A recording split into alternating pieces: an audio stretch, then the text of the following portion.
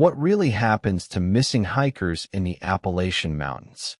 The Appalachian Trail is more than just a path.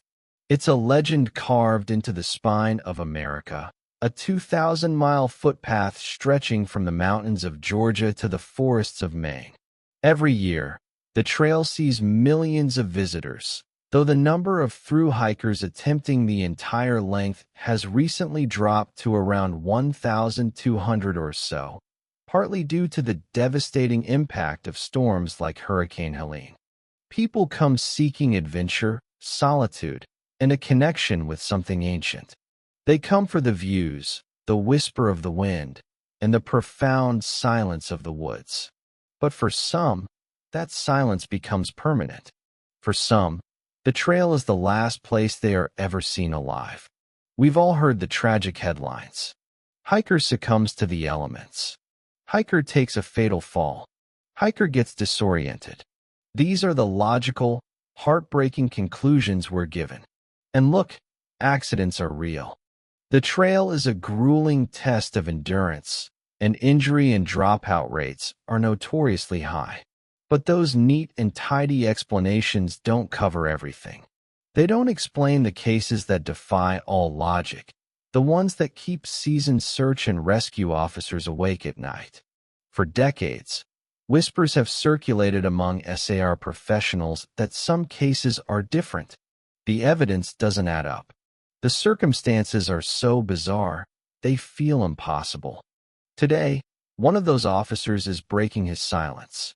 He's asked to remain anonymous, so we'll call him John. With over 3 decades of experience in the Appalachian Mountains, John has seen things that never make it into the official reports. He's here to show you the pattern he's observed and to ask the questions that no one else seems to want to answer. When a hiker vanishes on the Appalachian Trail, the official story is almost always the same. They fell, got injured, or simply lost their way. It makes sense. But after 30 years in search and rescue, I can tell you the official story isn't always the real story. There's a pattern to some of the disappearances, a terrifying pattern that no one in an official capacity wants to talk about. And the evidence we found? Well, it's not supposed to exist. Section 1. The official story. Before you can understand the strange cases, you have to understand the official narrative. And there's no more tragic, textbook example than the case of Geraldine Largay. In the summer of 2013, the 66-year-old hiker, known as Inchworm, was over 1,000 miles into her journey. She was experienced, well-prepared, and hiking through a dense stretch of wilderness in Maine. On July 22nd, she stepped off the trail to use the bathroom, and she was never seen again. Her disappearance kicked off one of the largest search operations in Maine's history. For weeks, hundreds of people scoured the rugged terrain. They used tracking dogs and helicopters. Nothing. It was like the woods just swallowed her. For 2 years, her fate was a complete mystery. Then, in October 2015, a surveyor stumbled on a collapsed tent more than half a mile from the trail. Inside were human remains and a journal. It was Geraldine. Her journal told a harrowing story. After getting disoriented, she had tried desperately to get back to the trail, but only got more lost.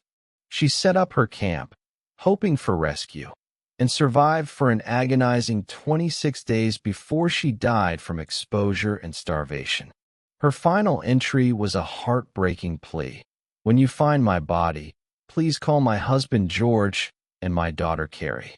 It will be the greatest kindness for them to know that I am dead and where you found me.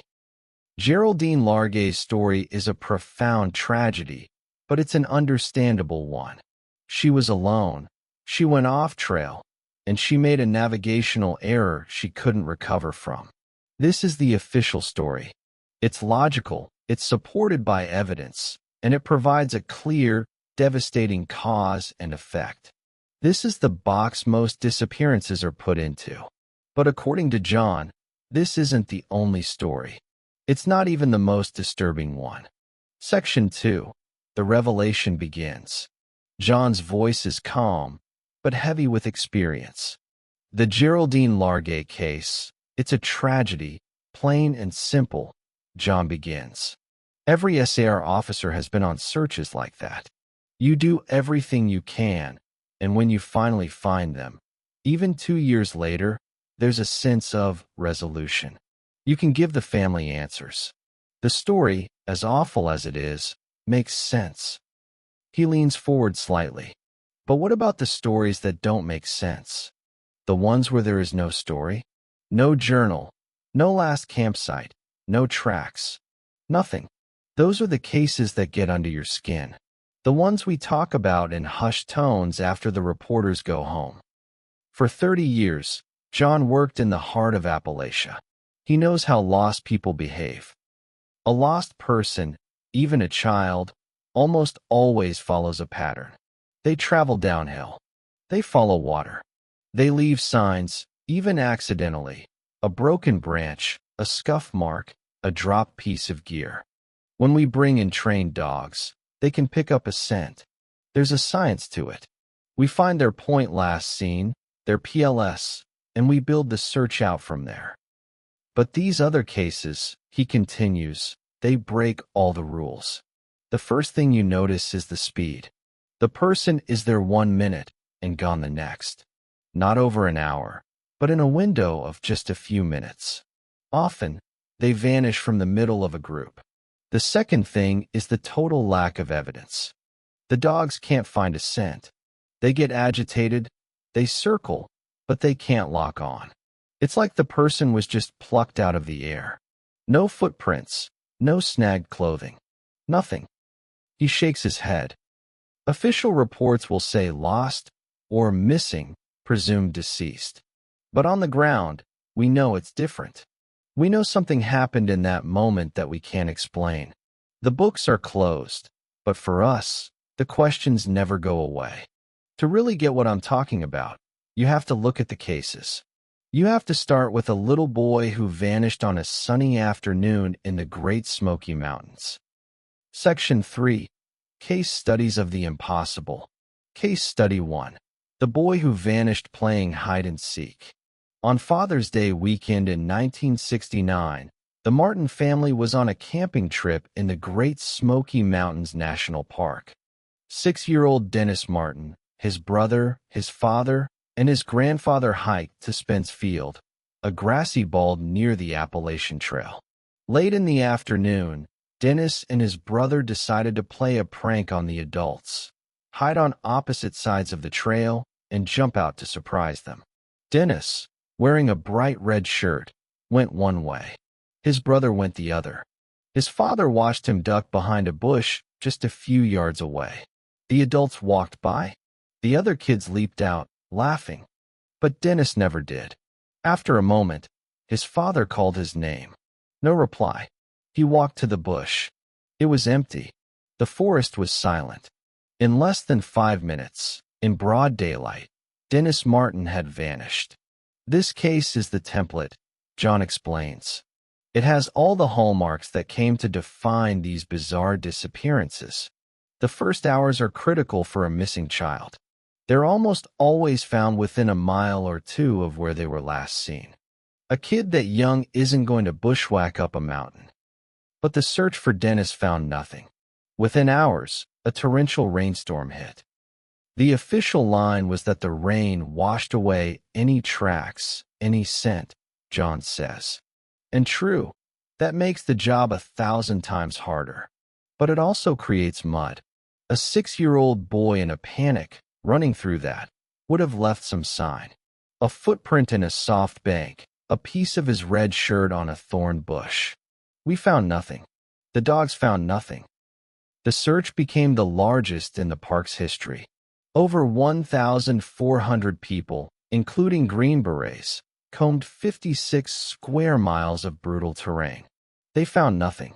No shirt, no shoes, no bones, not one piece of physical evidence. But it gets stranger, John says, his voice low. There was a key witness report that got pushed to the side. Another family, the Keys family, was hiking miles away that afternoon. They heard a sickening scream. A little later, they saw a large, rough-looking man moving quickly through the trees, carrying something small over his shoulder. At the time, they didn't know a child was missing. They reported it later, but it didn't fit the lost child narrative. It was an uncomfortable detail. Think about that, he presses. You have one of the biggest searches in history turning up zero evidence of a lost child. And you have a credible witness reporting something that sounds a lot like an abduction. Yet the official focus stayed on the theory that a 6-year-old boy somehow outwitted his family and then vanished from a 56-square-mile search area, leaving not a single molecule behind. It just doesn't add up. That was the first case that made me realize the official story isn't always the whole story. Case Study 2. The Woman Who Walked Over a Hill. 12 years later, in 1981, another impossible disappearance happened in the same park. Thelma Pauline "Polly" Melton was a 58-year-old woman, and the opposite of a lost child. She was an experienced hiker who knew the Deep Creek Trail like the back of her hand. On this day, she was hiking with 2 friends. Nearing the end of their hike, Polly, a faster walker, started to pull ahead. Her friends watched her walk up a gentle rise in the trail and disappear over the top. When they reached the same spot a few minutes later, the trail ahead was empty.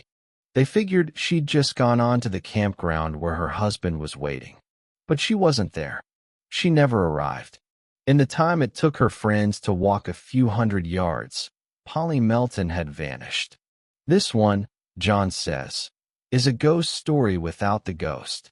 Polly wasn't someone who would get lost on that trail. She was right between her friends behind her and the campground just ahead. The window for her to vanish was maybe 5 to 10 minutes, tops. The search began almost immediately. Unlike the Martin case, the conditions were perfect. The dogs were brought in quickly, John recounts. They followed her scent right up to the spot on the hill where her friends last saw her. And then that just stopped. Cold. The dogs were confused. They couldn't pick up a trail leading off into the woods in any direction. It was like she just ceased to exist right there. Again, the official search turned up nothing. No signs of a struggle. No cry for help. Her friends heard nothing. Could she have been attacked by an animal or abducted? So quickly and so silently. It stretches belief. Investigators even floated the idea she'd planned to run away and start a new life, but her family said that was nonsense. She had dinner prepped for that evening before she left. What's so striking about Polly's case is how simple it is, John says. No storm, no side trips. Just a woman on a familiar path, with friends nearby, who walked over a hill and was never seen again. When you rule out the logical, you're left with a vacuum. And that vacuum is what defines these cases.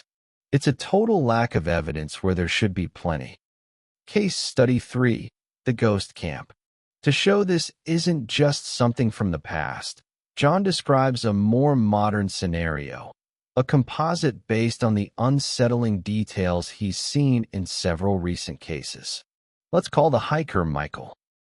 Michael is 28, athletic, and trying to hike the whole trail in one season. He's got a GPS, a smartphone for his blog, and a personal locator beacon, or PLB, a device that sends an emergency signal from anywhere on Earth. He enters the notorious 100-mile wilderness in Maine. His last blog post is from a trail shelter. He's smiling, talking about the final push. He's due at a resupply point in 3 days. He never shows. The search party finds his campsite pretty quickly, and it makes no sense. His tent is perfectly set up. Inside, his sleeping bag is unrolled. His backpack is next to the tent, with his wallet, ID, phone, and GPS unit inside. A pot of food sits next to a camp stove, half-eaten. It looks like he was in the middle of dinner and just walked away. The only things missing are Michael himself, and his hiking boots. His PLB, the one thing that could have saved his life, is in his pack. It was never activated. This, John says firmly, is the modern nightmare. We see this kind of scene. It's like a freeze frame. The person is in the middle of doing something totally normal, and they just vanish. We call it the Marie Celeste effect. First, the PLB. A hiker in trouble, animal attack, injury, getting lost, hits their beacon. It's instinct. The fact that it's not activated tells us whatever happened was either so fast he had no time to react, or it was something he didn't see as a threat until it was too late. Second, the boots. This is a detail that comes up in these cases that's deeply unsettling. No hiker, let alone an experienced one, walks into the Maine wilderness without their boots. The terrain is brutal. Why are they gone? What could possibly lure someone out of their tent, barefoot, into that environment? The campsite itself rules out most of the usual explanations. It's too neat for a bear attack. It's not a robbery. All his valuables are there. So you have a man who leaves his food, shelter, and all his survival gear, but takes off his boots and walks off into the forest to never be seen again, without ever hitting the panic button in his pocket. Official reports might guess he had a sudden mental break, but that's just a convenient theory that doesn't need proof. On the ground, looking at that silent, undisturbed campsite, it just feels wrong. It feels like you're looking at a stage where the main actor was suddenly pulled from the play. These cases are more than just campfire stories. They're about real people whose families have been left without answers for decades. If you think these stories need to be told, and that we should keep asking the hard questions, take a second to subscribe to this channel. We're committed to exploring the mysteries that lie just beyond what we think we know. Section 4. The deeper pattern. Individually, these cases are baffling, John says.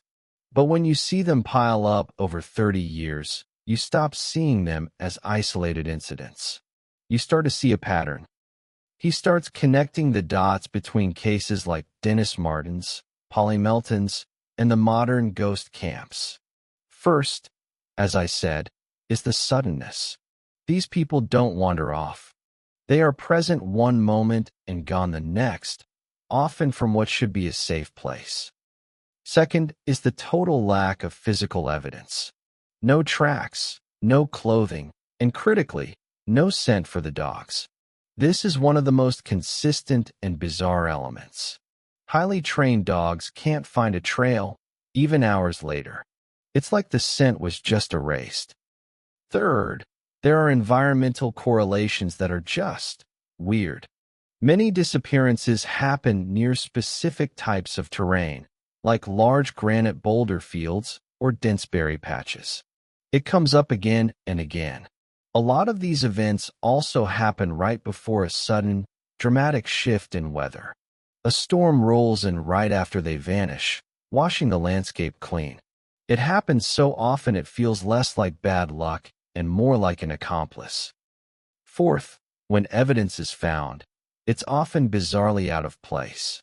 We're talking about a single shoe or a piece of clothing found months later, miles away from the last known point, often in an area that was searched multiple times. Sometimes the clothing is found neatly folded. That's not what a panicked, lost person does. Finally, there's what the searchers themselves experience. This doesn't go in a report, but it's real. On these specific searches, teams report a strange, heavy silence. A feeling of being watched. Compasses and GPS devices will glitch. Radios fail. The dogs don't just lose the scent, they get scared. It's an atmosphere that's completely different from a normal search. John leans back. You take all of that together. A person vanishes in an instant. The dogs find nothing. The weather turns. And when you search, you feel like the woods themselves are working against you. This is not the profile of someone who got lost. This is not a typical animal attack. And it doesn't fit the pattern of a human predator. There's just a void. That's the pattern. And it has no place in the official search and rescue manuals. So what is really happening out there? After laying out a career's worth of unsettling observations, John doesn't have a simple answer. Nobody does. I'm a man who deals in evidence and logic, he says quietly. I follow footprints. I work with probabilities. But these cases, they throw all of that out the window. For 30 years, I've seen it play out. A person disappears under impossible circumstances. A massive search finds nothing. An official report is written. And a family is left with a lifetime of not knowing. The frustration, he continues, is the refusal to acknowledge the pattern. Anything that doesn't fit the neat little boxes of accident or foul play gets filed away as an anomaly. But when you have dozens of these anomalies over the decades, all sharing the same bizarre traits, they stop being anomalies. They become a data set that points to something we just don't understand. The questions these cases leave behind are as vast as the wilderness itself. What could make someone vanish from a trail in broad daylight, leaving no trace? Are we dealing with an incredibly elusive human predator? Or does the answer lie somewhere beyond our understanding of the natural world? Appalachian folklore is filled with tales of spirits and hidden people who lure the unwary from the path. Are they just stories or ancient warnings based on something real? The Appalachian Trail is a national treasure, a place of profound beauty. But it's also a place that demands respect and maybe a little fear. It holds its secrets close. The next time you see a headline about a missing hiker, remember the official story might not be the whole story. Remember the patterns. Remember the cases where the only clue left behind is the silence.